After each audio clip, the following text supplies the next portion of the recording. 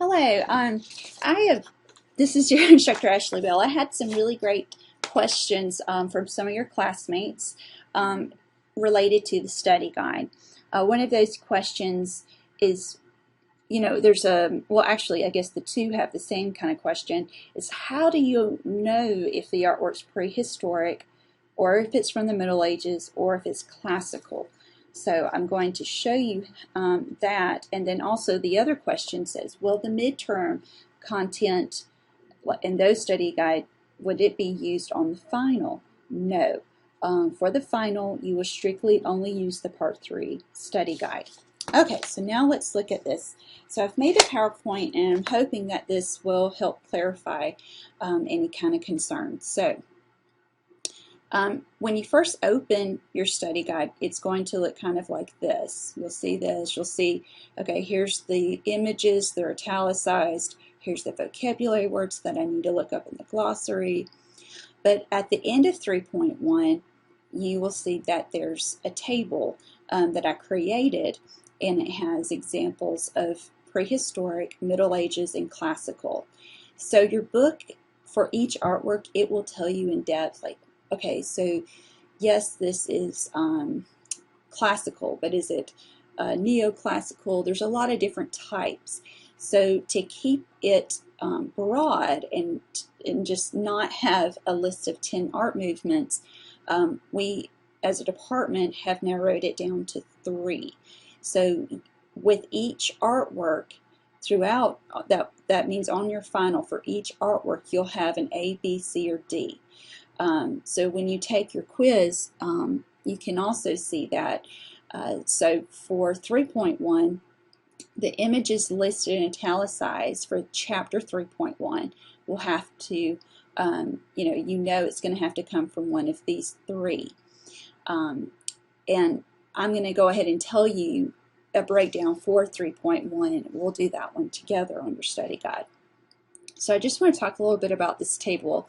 The reason why it's at the end is really because when I teach this in tradition class, we fill out first, and then sometimes they will reference this. But I think after seeing the questions from 2 students online that for my online class, maybe I should first have this before the questions and the vocab. So anyway, here with this table, what I want you to see is you need to use this to help you when you see those words italicized.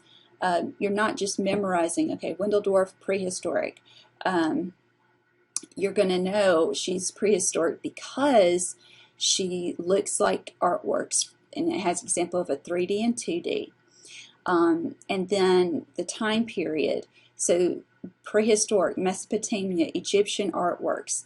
Those in your book are all going to be labeled as prehistoric, instead of, again, saying you have to know, what would this be? 1, 2, 3, 4, 5, 6, 7, 8, 9.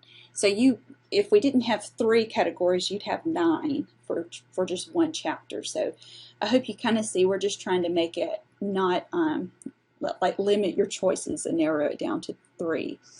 But if you see artworks that are prehistoric or Mesopotamian or Egyptian, then you know, hey, that artwork is prehistoric. And when you flip to see that artwork in your book, the page that it's located within your book, it's going to tell you if it's prehistoric, Mesopotamian, or Egyptian.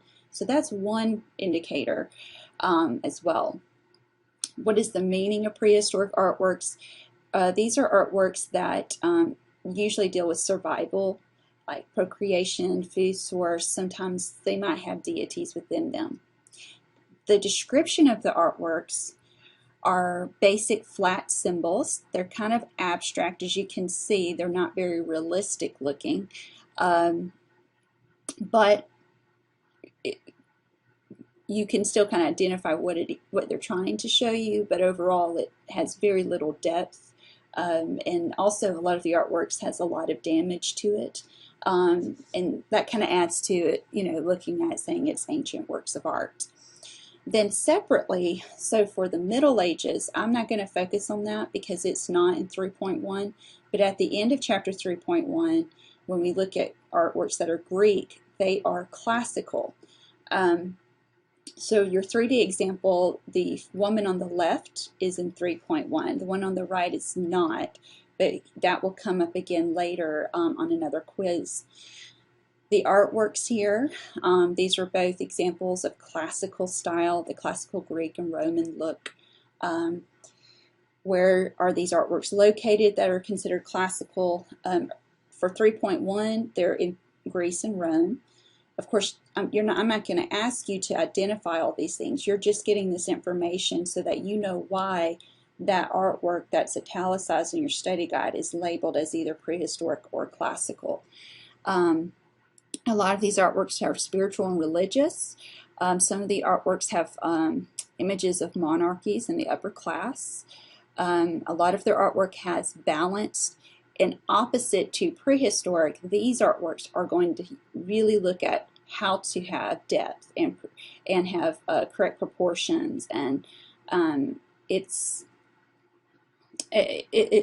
you'll see as you look through your book how there's a great growth from the end of like, well, we'll stop with Egyptian to when we see the early Greek artworks. Okay, so that's your table.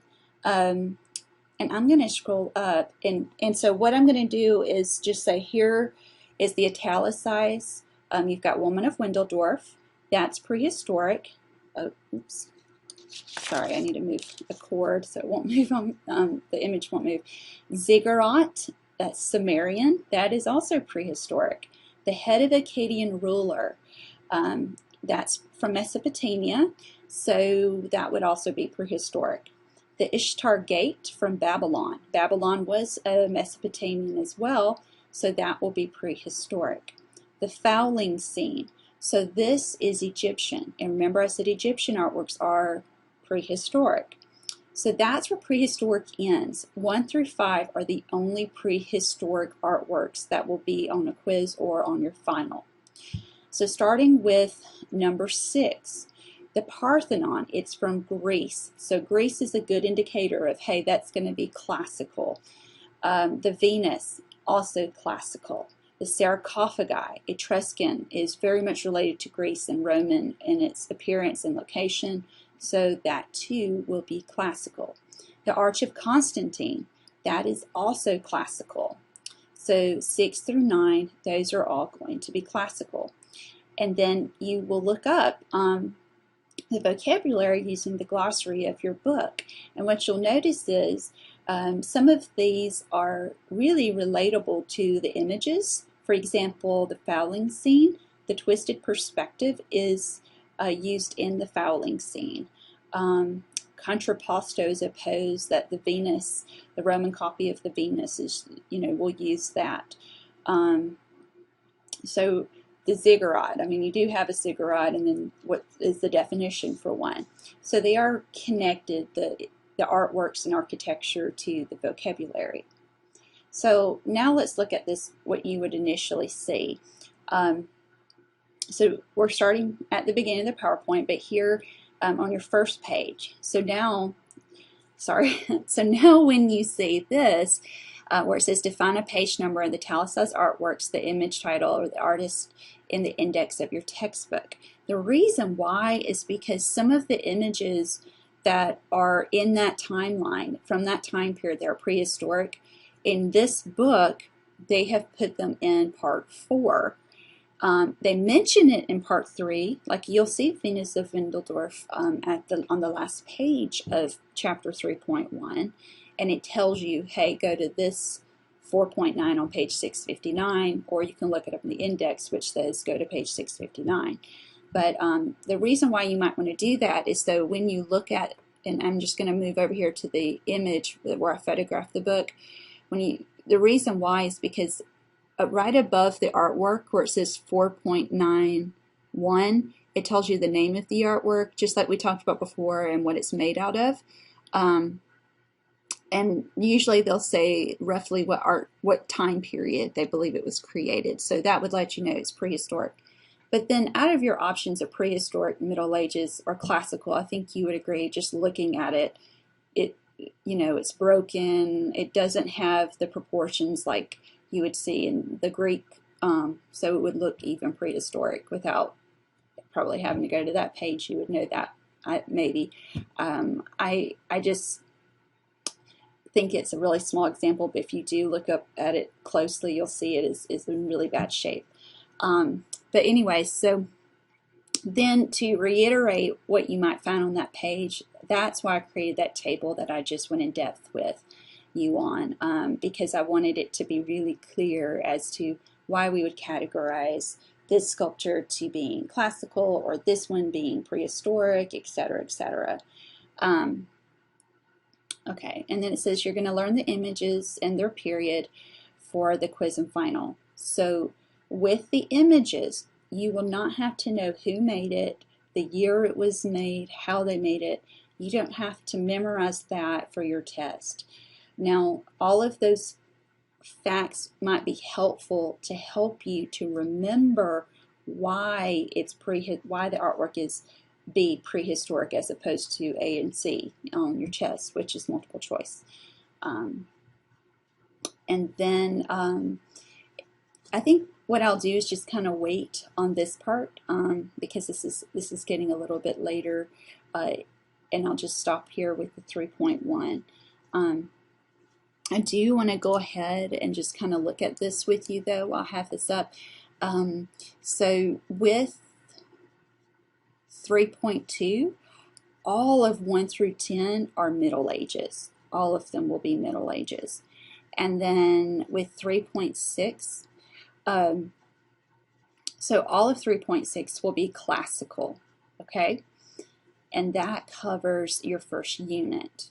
Let me see. And then I think I'll make a separate video for Unit 7, because that one kind of goes off from what we were looking at chronologically. But then when you pick back up to the last unit, 8, so 3.7, all the way to 3.8 and 3.9, you have, as you can see here, you have 3 classical, modern, or postmodern. So I'll just go ahead and explain what those would be. So all of 3.7 is classical, ending with Abraham Lincoln and his son Thomas. And then all of 3.8 will be modern, ending with composition with yellow and blue, which is a very abstract painting. And then chapter 3.9 are all going to be postmodern. So I hope that helps clarify the images in their art period, and remember to use the tables located at the end to help explain.